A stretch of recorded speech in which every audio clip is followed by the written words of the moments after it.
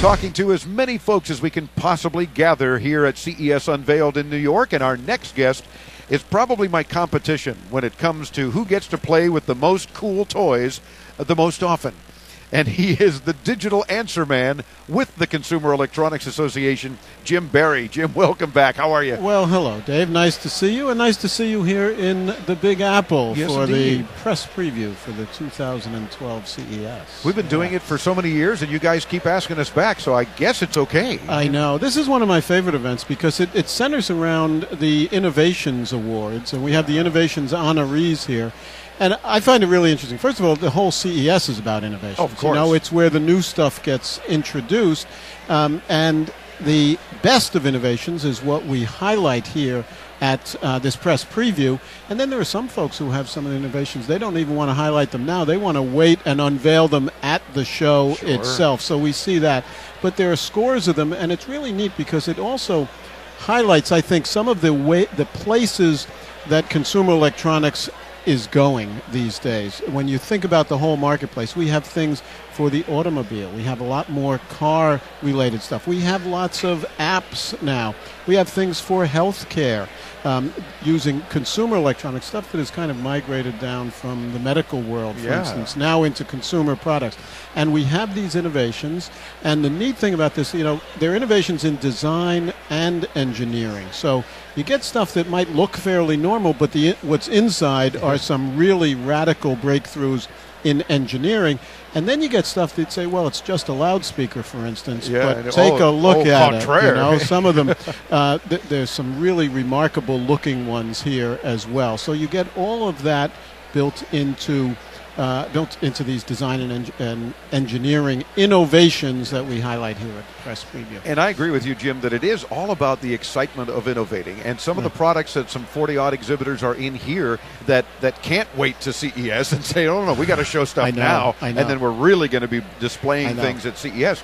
And it is exciting to see just where we're headed in this business these days. I know. We're at CES, actually, there's going to be a whole new zone this year that's called Eureka Park. And this is going to be for first-time exhibitors who have brand-new companies and brand-new ideas, turning them into products and technologies. And I think we got 60-some exhibitors in Eureka Park, so that's going to be really cool. Wow. I got a couple of things I brought along here. So those of you who looking on the web will be able to see. This is the Nest. This is a learning thermostat, about $250 or so.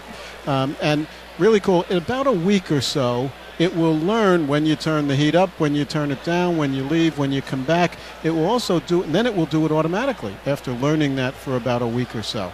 Wow. And you can plug it right in. Those of us who've taken a thermostat off and put one back on, it's pretty simple to do. And this is compatible with 85% of the thermostats that are used in the U.S. So I think that's pretty cool.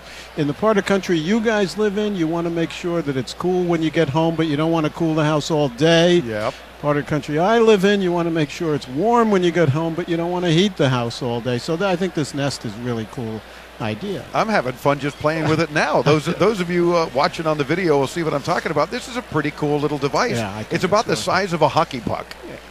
But that's one of the cool innovations that are being introduced here. But now you've brought a few others, so let's get to them, too. I brought the My Ford. This is My Ford Mobile. So this is if you have an electric Focus, for instance, then you can monitor it and control it from your smartphone. So this one, you can see that's an actual guy whose Ford that is. Really? That's parked across the river in New Jersey, and it'll tell you how much battery you got left because you got an electric car. Mike's EV is at home waiting to charge. So you can do all that monitoring and stuff. But this is another thing that's going to be really big at this year's Consumer Electronics Show. It has been for the last couple of years. Yeah. It's in-vehicle electronics. All the stuff that we have. Ford's a big player in that. That's one of the reasons they're one of the leaders coming back in Detroit, is because they were one of the leaders in technology in the automobiles. Now, something that I am so glad to see that you also brought with you. We've talked about this on the show before, and actually tried to get them on as a guest, and they said, well, we'd love to, except that we don't have anything to talk about yet because it's not here. This is Lightro, and this is, for those of us photographers who aren't photographers, this is a wonderful idea. Basically what it does, this is Lightro, it's a camera that focuses in the camera after you've taken the picture. So all of us who've hung around trying to focus a picture and missed the picture, snap the picture, and then it will focus it after the fact. A wonderful idea. This is due out sometime after the first of the year.